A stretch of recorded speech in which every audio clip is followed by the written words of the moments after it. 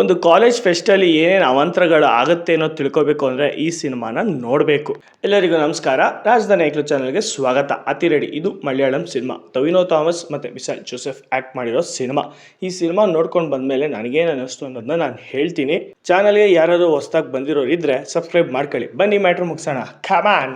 ಒಂದು college fest.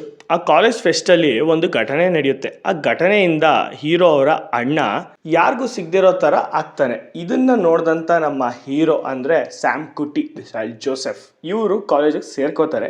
ಈ ಕಾಲೇಜಿಗೆ ಸೇರ್ಕೊಂಡ ಮೇಲೆ ಅವ್ರು ಮಾಡೋ ಅವಾಂತರಗಳು, ಅವ್ರು ಮಾಡೋ ಅಂಥ ಕಿತಾಪತಿಗಳು ನೀವು ಥಿಯೇಟ್ರಲ್ಲಿ ನೋಡಿದ್ರೆ ಮಜಾ ಮಾಡ್ತೀರಾ. ತುಂಬ ಚೆನ್ನಾಗೇ ಕಟ್ಕೊಟ್ಟಿದ್ದಾರೆ. ನನಗೆ ಸ್ಪೆಷಲಿ ಇಷ್ಟ ಆಗಿದ್ದು ಕಲರ್ಫುಲ್ಲಾಗೇ ಸಿನಿಮಾಟೋಗ್ರಫಿ ಮೂಡ್ ಬಂದಿದೆ.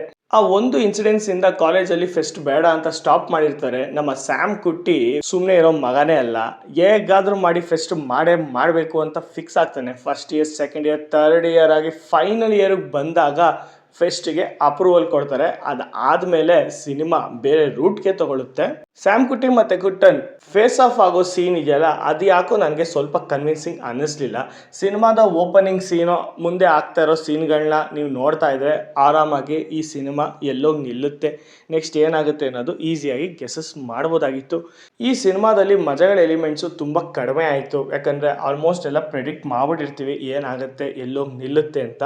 ಇದಾದಮೇಲೆ ಇಬ್ಬರು ಫೇಸ್ ಆಫ್ ಆಗುತ್ತೆ. ಅದಾದಮೇಲೆ ಕಾಲೇಜ್ ಫೆಸ್ಟಿಗೆ ಒಬ್ಬ ಸಿಂಗರ್ ಬರಬೇಕಲ್ಲ, ಆ ಸಿಂಗರ್ನ ತಡೆದು ನನ್ನ ಜೊತೆ ಇಟ್ಕೊಂಡು ಇವನೊಂದು ಅನೌನ್ಸ್ಮೆಂಟ್ ಮಾಡ್ತಾನೆ. ಇಲ್ಲ, ಸಿಂಗರ್ನ ಕರ್ಕೊಂಬರ್ತೀವಿ ಅಂತ ಅವರು ಈ ಅವ್ರು ಬಿಟ್ಟು ಇವ್ರು ಯಾರು ರೀ. ಕೊನೆಗೆ ಯಾರು ಗೆಲ್ತಾರೆ ಅನ್ನೋದು ತಿಳ್ಕೊಬೇಕು ಅಂದರೆ ಸಿನಿಮಾನೇ ನೋಡಬೇಕು. ಕೊನೆ 20 ನಿಮಿಷ ಸಿನಿಮಾದ ಪೀಕ್ ಲೆವೆಲ್ ಅಂತ ಏನು ಹೇಳ್ತಾರೆ, ಅದು ತುಂಬ ಚೆನ್ನಾಗೇ ಕಟ್ಕೊಟ್ಟಿದ್ದಾರೆ. ವಿಜುವಲಿ ನನಗೆ ಸಖತ್ ಇಷ್ಟ ಆಯಿತು. ಮ್ಯೂಸಿಕ್ ಕೂಡ ಸೂಪರಾಗೇ ಇತ್ತು.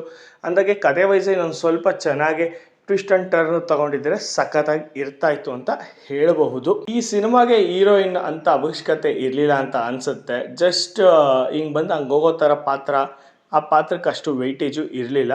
It's okay, fine. ನೋಡಬೇಕಾದ್ರೆ ಕಲರ್ಫುಲ್ ಜಗತ್ತಲ್ಲಿ ಕಲರ್ಫುಲ್ಲಾಗಿ ಒಂದು ಹುಡುಗಿ ಇದ್ದಾಳೆ ಅಂತ ಅನ್ಕೋಬೋದು. ಹಾಗಾಗಿ ಟೆಕ್ನಿಕಲ್ ವಿಚಾರವಾಗಿ ಮಾತಾಡೋಕ್ಕೆ ಹೋದರೆ ಎಲ್ಲೂ ಕೂಡ ಯಾವುದಕ್ಕೂ ಏನೂ ಕುಂದು ಕೊರತೆ ಮಾಡಿಲ್ಲ.